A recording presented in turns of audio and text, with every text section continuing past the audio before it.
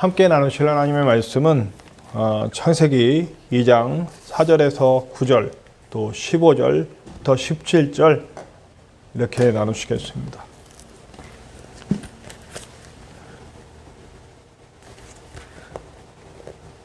다 찾은 줄 알고 봉독하겠습니다. 이것이 천지가 창조될 때에 하늘과 땅의 내력이니 여호와 하나님이 땅과 하늘을 만드시던 날에 여호와 하나님이 땅에 비를 내리지 아니하셨고 땅에 갈 사람도 없었으므로 들에 초목이 아직 없었고 밭에는 채소가 나지 아니하였으며 안개만 땅에 올라와 그 지면을 적셨더라. 여호와 하나님이 땅의 흙으로 사람을 지으시고 생기를 그 코에 불어 넣으시니 사람이 생명이 되니라. 여호와 하나님이 동방의 에덴의 동산을 창설하시고 그 지으신 사람을 거기에 두시니라. 여호와 하나님이 그 땅에 보기에 아름답고 먹기에 좋은 나무가 나게 하시니 동산 가운데에는 생명나무와 선악을 알게 하는 나무가 있더라. 우리 15절서부터 17절. 여호와 하나님이 그 사람을 이끌어 에덴 동산에 두어 그것을 경작하며 지키게 하시고 여호와 하나님이 그 사람에게 명하여 이르시되 동산 각종 나무의 열매는 내가 임의로 먹되 선악을 알게 하는 나무의 열매는 먹지 말라. 내가 먹는 날에는 반드시 죽으리라 하시니라. 아멘. 네, 이제 창조의 역사가 다 끝났어요. 사실은 창세기 1장의 얘기는 하늘에서 우리 인간들에게 주시는 어떤 사명에 대한 얘기라고 저는 그렇게 생각합니다. 그런데 이제 2장에 넘으면서 에덴에 대한 얘기를 하거든요. 이제 비로소 땅에 대한 얘기를 하기 시작하는 겁니다. 지금까지 하늘에서 내려주신 이야기라면 이제는 하늘에서 우리에게 소명을 주시는 얘기, 그러니까 이 땅을 다스릴 인간에 대한 이야기를 하셨다면 이제는 무슨 얘기를 하는 거냐면 소명을 받은 우리가 살아가야 할, 이루어야 할 이야기를 하는 것이죠. 사실은 에덴의 이야기지만 우리의 이야기라고 할 수 있습니다. 2장 4절에 보면 하늘과 땅 그리고 땅과 하늘 이렇게 번갈아서 얘기합니다. 특별히 두 번째 강조점을 두고 있는데 땅과 하늘이라는 표현을 통해서 땅의 이야기를 이제 하고 싶은 거죠. 오늘 이 땅의 얘기를 통해서 우리가 살아가야 할 이 땅에서의 삶에 대해서 다시 한번 생각해보는 시간이 되시기를 바랍니다. 하나님의 나라를 이루어가는 거예요. 사실은 이 땅에 하나님의 나라를 이루어가는 거죠. 그게 뭐라고 말씀드렸습니까? 다스림. 얼마나 잘 다스릴 것이냐 이 얘기를 하고 싶은 거죠. 사실 인간은요, 참 오묘한 존재. 이 땅의 모든 존재들은 창조하실 때 이 땅에 만들어졌는데 하늘과 맞대어져 있는 영적으로 하나님과 연결되고 하나님 나라에 연결된 존재는 인간밖에 없다는 거죠. 왜냐하면 이 땅의 흙으로 창조되었어요. 이 땅의 흙을 재료로 만들어졌단 말이에요. 근데 저 중요한 재료가 하나 있습니다. 하나님의 생명. 우리는 하나님의 생명을 부음받아서 창조된 존재들이에요. 이 땅의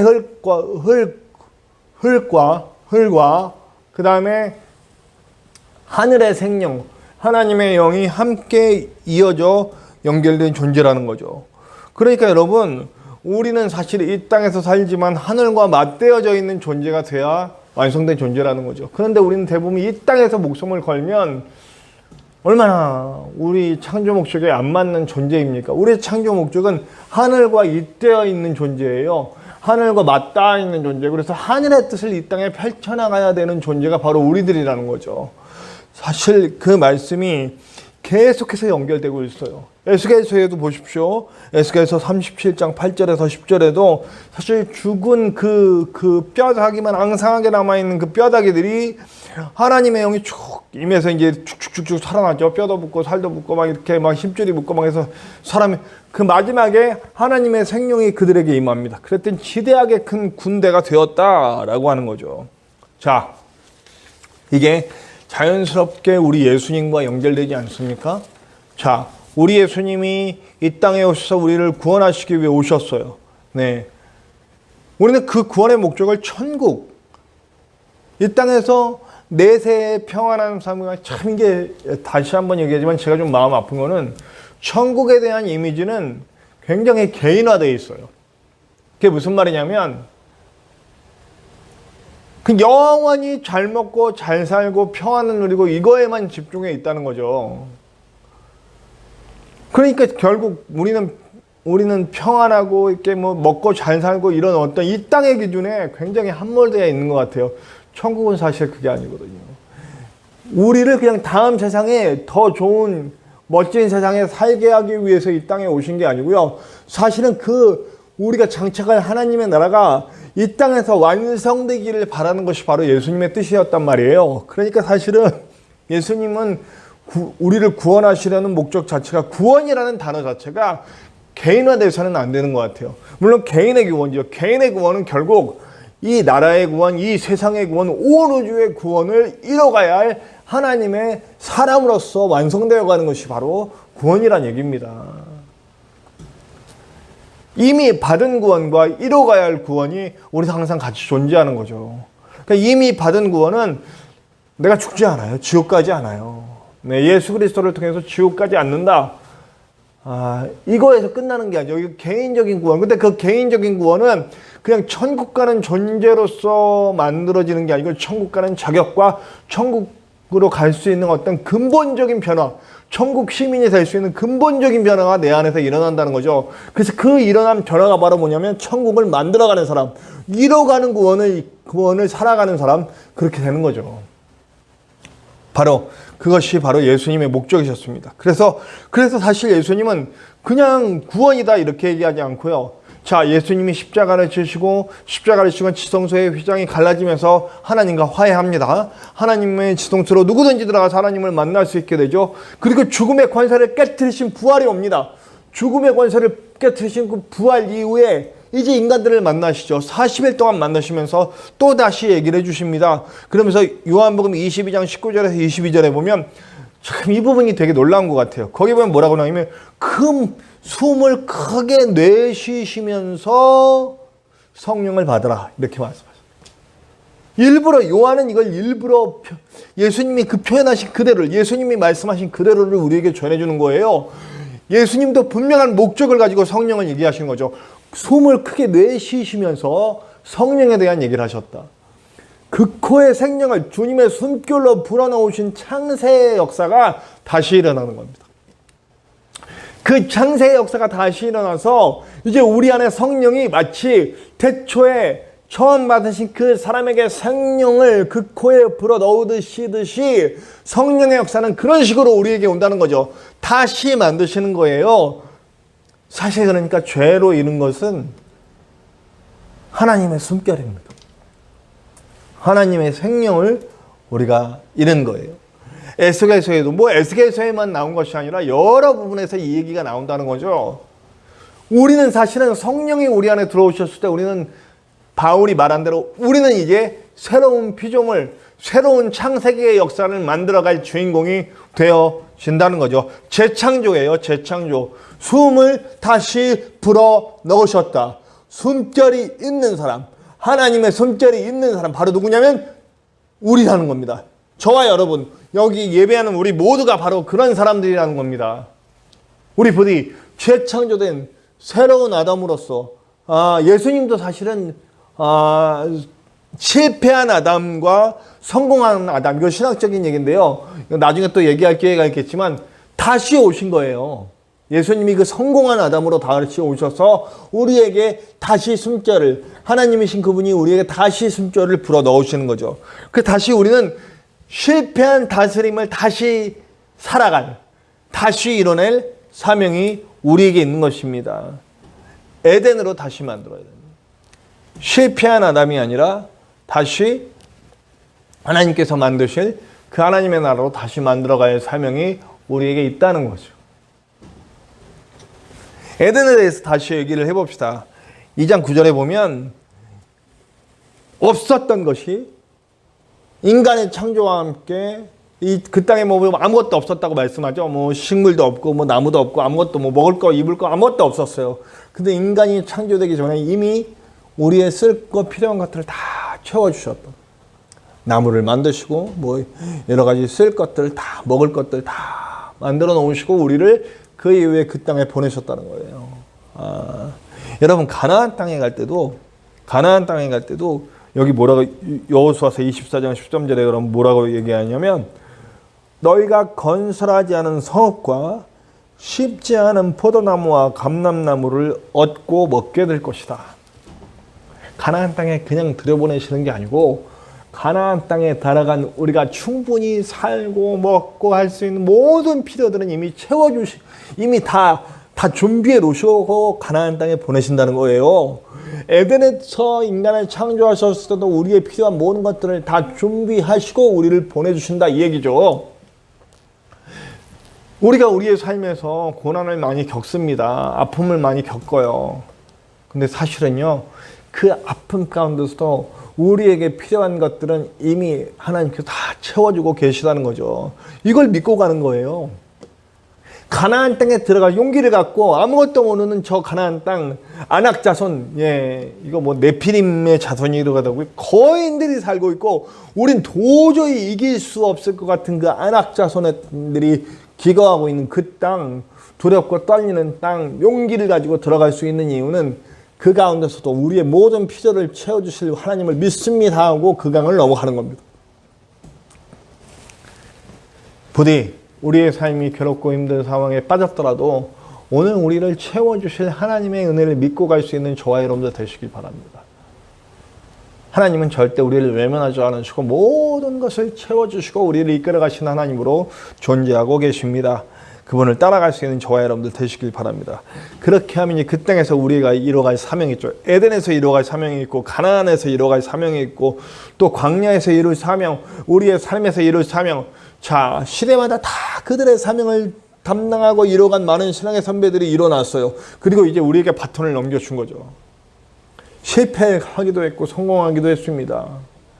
오늘 우리도 실패자가 될 수 있고 성공자가 될 수 있다는 거죠. 그런데 실패자들의 대부분은 뭐냐면 이 사명에 대해서 깨닫지 못하는 거예요. 사명에 대해서 깨닫지 못한 자들은 어떤 삶을 사냐면 자기 욕심을 채우는 것 위주로 살아가는 겁니다. 아까 잠깐 얘기했듯이 이 땅의 삶에 이 땅에서의 성공, 이 땅에서의 부귀, 이 땅에서의 영화, 이 땅에서의 안전, 이 땅에서의 인기, 이 땅에서의 안락한 삶. 천국도 그런 눈으로 보면 실패입니다.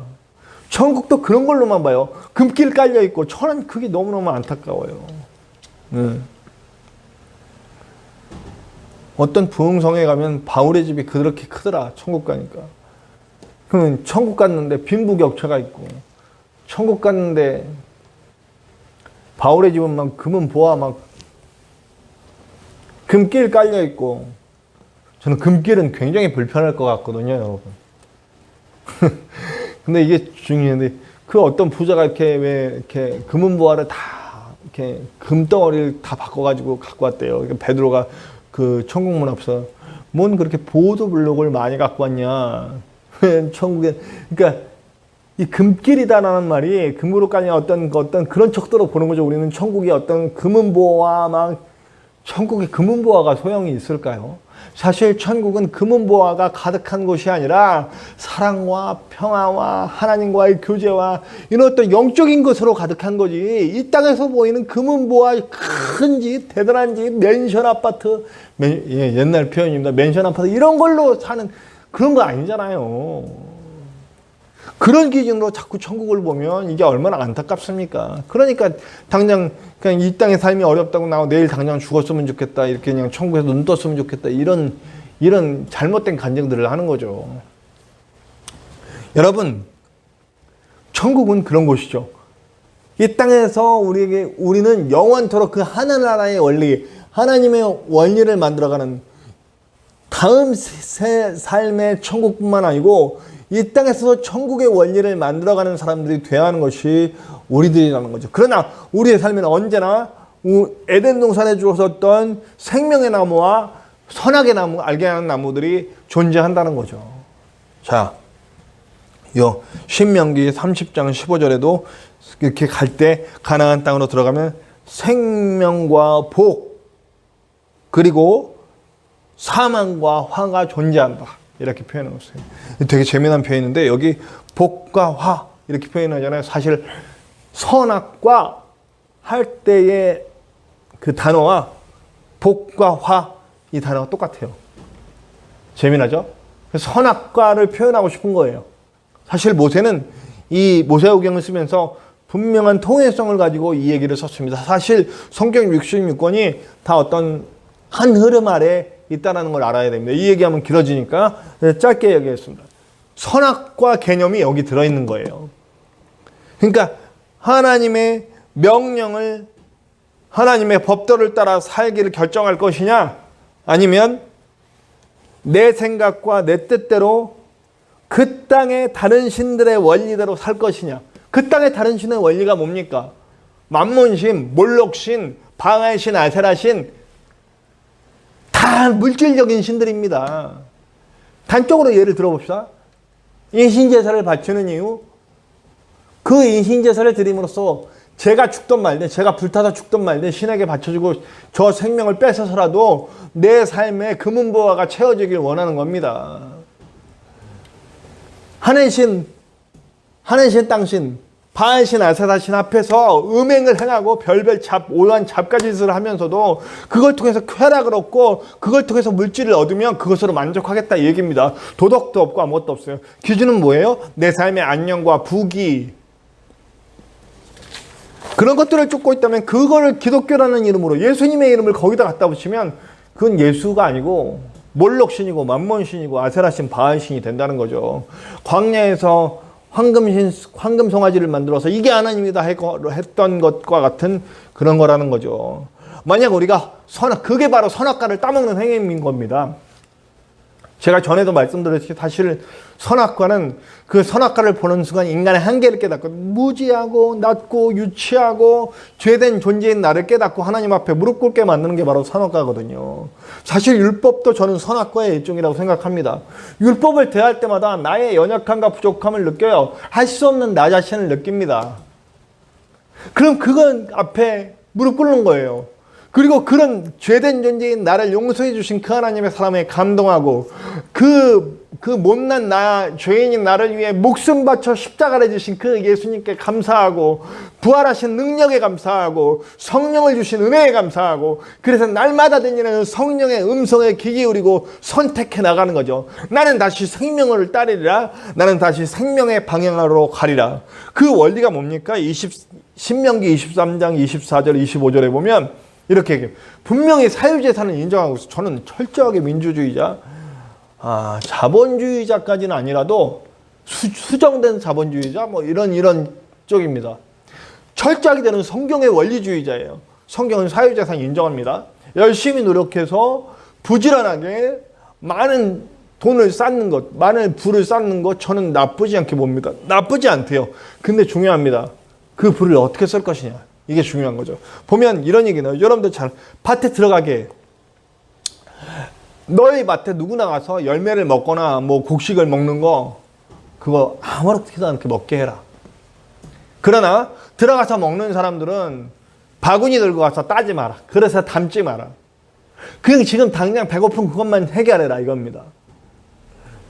왜 그럴까요? 사람의 욕심이 그릇 들고 가서 낫을 든다는 건 남의 가서 싹 쓸어와도 된다는 거 아닙니까? 그릇을 가져간다는 건 거기다 다 담아서 갖고 온다는 거 아닙니까?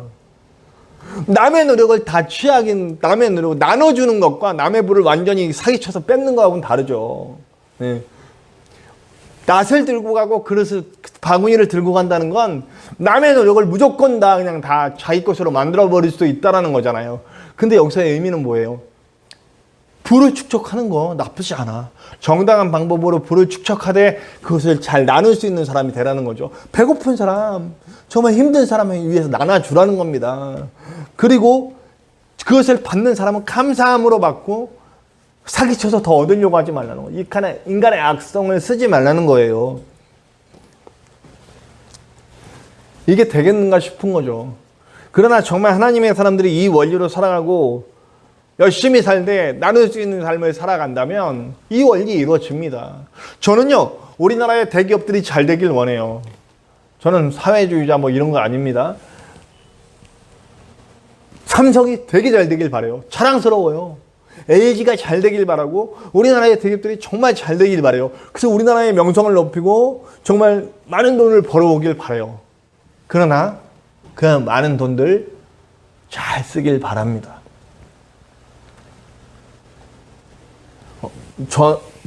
요번 전임 대통령 그 비리에 발견된 어떤 여자아이에게 2억짜리 말 사주고 별별 난리를 다 치면서 그 공장에서 이러다 백혈병 걸려서 죽는 그 아이에게 꼴랑 500만 원으로 해결하려고 했던 이런 도덕성은